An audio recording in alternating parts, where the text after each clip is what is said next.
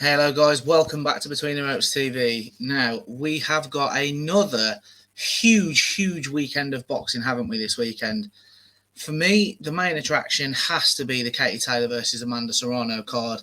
You know, Eddie Hearn's back, it's at MSG in the big room.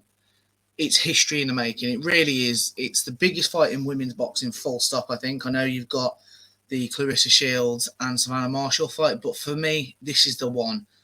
This is one of the biggest fights in boxing, full stop. So let's get into it.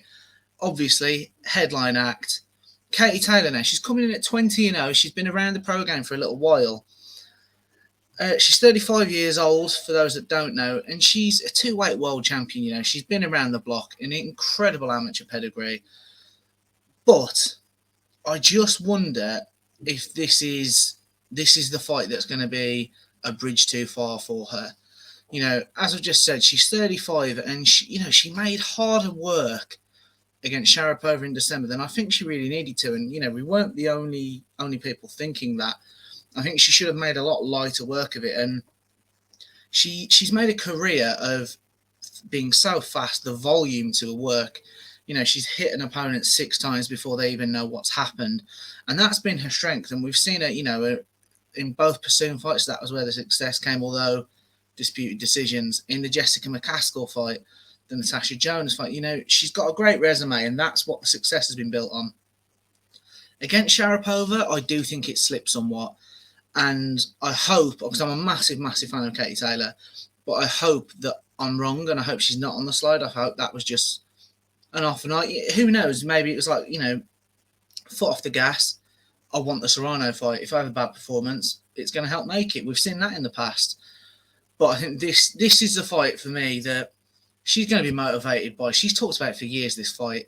You look across from her, Amanda Serrano, just as legendary, 7-weight world champion, which is just, it's a record, it's unheard of. Much more experienced as a pro, 42 wins, just the 1 loss and the 1 draw. And the bit that's interesting, she's 33 herself, so she's been around the block, hence the record. But there's 30 stoppages in that. So she's bringing more power compared to Taylor, just the 6. I don't think she's got quite the same boxing ability that Katy Taylor has. But, with the Jake Paul promotional machine behind her, Matchroom and Eddie Hearn and DAZN have put a lot into the promotion of this. Take note, Frank Warren, based off last week. And I think while she's a puncher, the question mark with the power is that she's done it through the smaller divisions, with super bantamweight and so on. And I just think that really, Katy Taylor, this is for her undisputed lightweight title. This is her weight division. She should be able to take the power, but it does create a question mark. And I'm so excited for this fight. I mean, it's also the first time both women are getting paid 7 figures. What a landmark that is. But they both deserve it.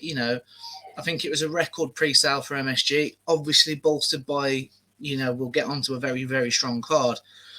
But I'm excited for this. My prediction, guys, if you're pushing me for one, is Katy Taylor. I think she'll do it. I think she'll be motivated. I think the boxing ability, I think the speed will be there. I think she'll do it. And I think we might, and I kind of hope that she does do it and then goes off into the sunset. Like, boxing completed it, because where else do you go from a high of beating? They are the 2, greatest women boxers ever. I know Clarissa Shields goes by that name, and she may well take that title. But right now, for me, it comes down to these 2, and it really is winner takes all, literally, not just with the belts. Let us know what you guys think in the comment section. What's your prediction on that? We'll move on. Chief support, and what chief support. This could headline its own show in England or America for me. Liam Smith versus Jessie Vargas. Now, we're always going to back the Brit on this channel. But Smith, he was so impressive against Anthony Fowler. And yes, Fowler said he was weight drained and all the rest of it. But, you go past that, he was robbed in Russia against Kurbanov. He's been in with Canelo. Okay, that was, his sole stoppage loss. He has lost 3 times, but the one was a complete robbery. But 30 wins, 17 stoppages. He can punch. He's a former world champion at this weight. He's also 33 now, and he's talked about one last run at. He wants to be a 2-time world champion. And this really is his last run. I think this is a crossroads fight for both men. Vargas himself, 32, so a run at a run at being top class is more than possible. But Smith's been active even through the pandemic. He's been, well, certainly a lot more active than Jessie Vargas. Vargas hasn't fought since he fought Mikey Garcia in February 2020. He lost that fight. He's done punditry and stuff since. So it sort of begs the question for me, is this about a payday? Or is this, no, I've took time out. I'm healed up from any nagging injuries he may have. I want a run. I want to be world champion again. And we're going to get the answers to that on Saturday night. And that excites me. It really does, because I think this really has the potential to be an all-out war. You know, Liam Smith's normally a very, very respectful guy. And he's been respectful. But he has told Jessie Vargas, like, be prepared for this to be your last one. You know, I'm coming for you. And I think both fighters are going to have the mindset that they win. They're right in contention for me. Particularly with Liam Smith, he's been more active. If he wins for me, he should get a world title shot. And I hope Eddie Hearn and DAZN put that money in to get him that chance. Vargas, again, if he can pull off a win against Liam Smith, yes, he's got home advantage in the States, but if he can pull this off, again, very impressive after 2 years out, and it puts him bang in contention. Prediction, again, I'm backing the Brit. I'm going with Liam Smith. I think it goes all the way. I think it'll be points. Possibly a late stoppage, but I do think points. I just think the activity, the desire. I watched the piece on YouTube that Matchroom have done, and when he's talking about, he obviously he's changed trainers recently. Yeah, that hunger, it really seemed to be there for him. He's wanted the Vargas fight for a while. He said that it's been talked about for a few years, to the point where he's even seen Vargas out and said, "When are we fighting?" So he's gone after this. He's like a dog with a bone, and he's chased it. And I think that's going to shine through. I think, you know, Vargas 2 years out. What's the training been like? Has he been in camp? I think when it really comes down to it, I think Liam Smith's going to get the win. Going down the card, and as I said, guys, this card is stacked. You've got also the undisputed women's super middleweight title fight between Franchon Cruz de Kern and Ellen Cederos. Now, I'm not going to lie to you. You can probably tell the way I've said their names. I don't know too much about either. What I will say, fair play to Eddie Hearn, fair play to Jake Paul, fair play to DAZN. To get two undisputed title fights on one card, incredible, truly is. I'm excited for that. It'll be a good opportunity for me to watch these guys, these women even, sorry. You know, we're gonna see a fight, I'm sure, and they're going to be enamored by the history-making event that is this. So it's going to be incredible to watch. Also there, we've got Galal Yufai making his second professional outing.